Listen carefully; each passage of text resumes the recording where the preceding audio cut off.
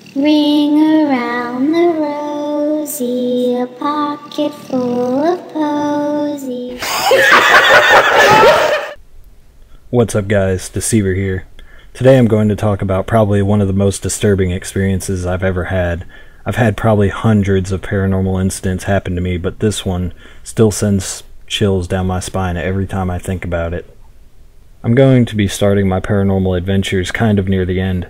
This incident happened nearly 3 years ago. Although some questionable things have happened since then, this story kind of reveals why I've been experiencing so many paranormal incidents in my lifetime. The story started when me and Caitlin hung out one night. We were having fun, but she had, over the past few days, started to think that she may be pregnant and was showing signs of being such. So as time passed that night, we got bored and remembered I had a Ouija board. So she decided to convince me to play with it. I knew this was possibly a bad idea because I have already had dozens of past experiences with the Ouija board, and most of them did not turn out well. After about 10 minutes of convincing me, I finally agreed. Now, I lived in a basement at the time of my old house, and I shared it with my uncle. The basement was already very creepy, and I had already experienced several things in there. The basement led to the back porch, which was where we decided to sit and play with the Ouija board. Behind the porch there were woods.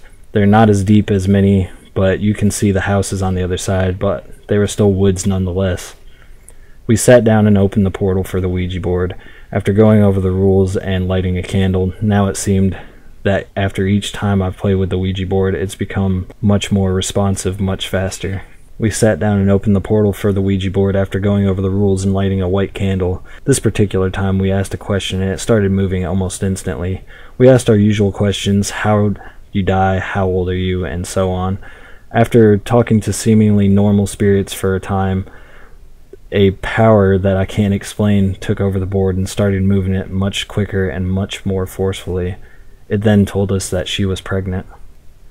Now, a month or so back, something had actually attacked her, scratched her while we were lying in our bed. She said that she had burning sensations on her side. I looked and there were red marks on her side. Not 2 minutes after that, she said her back was burning. I lifted her shirt and saw that there were scratch marks all down her back, covering her. I hadn't touched her at all in that time, and she hadn't scratched her back, so what the fuck could have caused this? 2 more minutes later, a cross was scratched into her shoulder. Then the scariest part of it all, 2 more minutes after that, the word next was scratched into her hip. That was enough to freak us the fuck out, and we left to go to my mom's. My mother has Christian art and Bible verses covering her house. We felt slightly safer there. Also around this time, a few days earlier, she said she saw a figure standing over me while I was holding her, whispering, "He's not here," when I was trying to comfort her.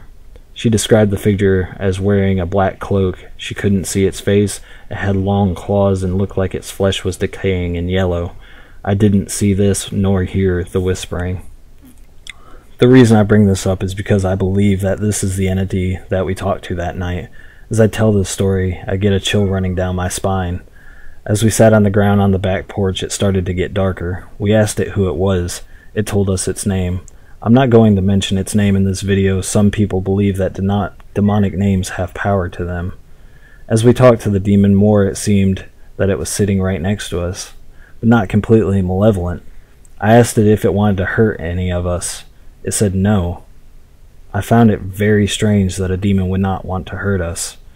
It then told me that my family is shrouded in darkness and that Kate's is covered by light. I didn't understand what that meant, but I soon did. It would not obey anything that I said nor answer my questions, but it would answer Caitlin's questions and do as she told it to. What was very strange and kicked off the paranormal side of this story is that she told the demon that she was cold and asked it to move over, and I shit you not, when she asked that, a bunch of different bugs, including beetles, moved to the spot that she asked it to move over to, and they just sat there. They didn't move at all. It told us that was the point that it was sitting at, and that it was the demon of rotten decay. After speaking to this entity for a while now, it started to tell me why I have always felt something around me. It told me that it has been around since I was born, but it told me that it wasn't there for any malevolent intent. It told me that my ancestors 7 generations back, which is pretty specific, had summoned it to protect the firstborn son of every generation in my family. It told us my ancestors on my father's side were Satan worshippers. This really freaked me out a little because as long as I can remember, strange things have occurred around me, as well as having a feeling that I'm not alone. I did not want a demon watching over me, but at the same time, maybe it's the reason that I've avoided so many bad things from happening to me. Either way, I do not want my soul to be damned, as it told me that my family was satanically cursed. It did not even seem like it wanted to be my guardian, but that it had no choice. I know how fucking crazy this sounds, and it sounds like that to me as well, but just wait, it gets even better. When I asked the demon how I get rid of it, it did not respond, but when Caitlin asked it, it responded immediately. It told me that once our child was born, that the demon would die and a new demon would come about. It also told us its name. Again, I'm not going to mention it in this video. He also said that he does not want to perish and will try at all costs to prevent that from happening. Needless to say, she did have a rough pregnancy. It then proceeded to tell me more about my family past. It told me that my great-grandmother was the head of the Italian mob in New York City in the early 1900s. I kind of brushed this off, but later was able to actually confirm that it was a fact by my aunt. I knew my family had come to New York from Italy, but had no clue that they were a part of the Italian mob. We then proceeded to ask the demons its origins and why it followed the morning star, but we actually said Satan's real name. I'm not actually going to say it because of what happened when I did this time. I felt the presence of the demon immediately leave and a new presence arrive.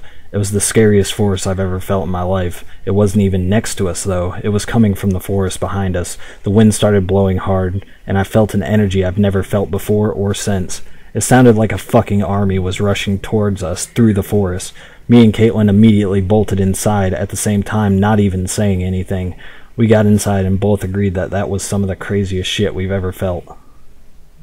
The demon had said that it had always been around me, so we wondered if it was still there watching us.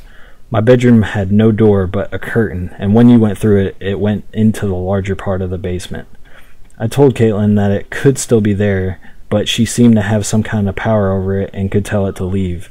So she yells, "Go in the other room," saying its name, and I shit you not, the curtains flew out towards the basement, and it as if it had left the room. We both looked at each other and laughed, but it was not really a laugh of ha ha, it was more of a what the fuck laugh. The other thing that happened that night was a piece of paper that I had stuck on the wall with a thumbtack had fallen on its own. I'm not sure how it could have fallen with a thumbtack in it, but it did. But it seemed to be reminding us that it was still there. We did not sleep very well that night. Strange things continued to occur after this. In fact, 2 days later, Caitlin went towards the back porch to smoke a cigarette, but abruptly came running back frantically. She told me that she was just walking and ran face first into something as if she had hit a wall, but it was just air. It wasn't a wall or anything in her way. At least a normal person would think so. She said that she had run face first into nothing, and she even had a red mark on her forehead to prove this. She said once she hit it, she tried to put her hand out to see if there was something there, but it was nothing. It was just air. Needless to say, once my daughter was born, the occurrences seemed to subside quite a bit. I've never heard of a guardian demon before, and I still haven't to this day, and I've always been told that demons have malevolent intent, so I'm not sure if there was some evil involved, but I've never been physically harmed by it myself. This occurrence is completely true, guys. I've told it to the best of my remembrance.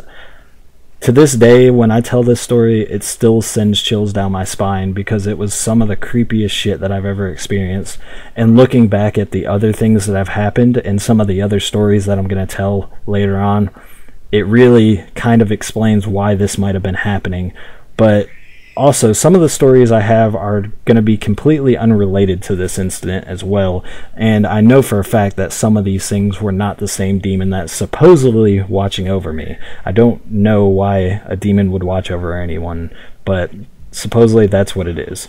If you guys like this video, please remember to like and subscribe for more. I have tons of personal stories I'm going to be posting very soon, and I'll see you guys next time.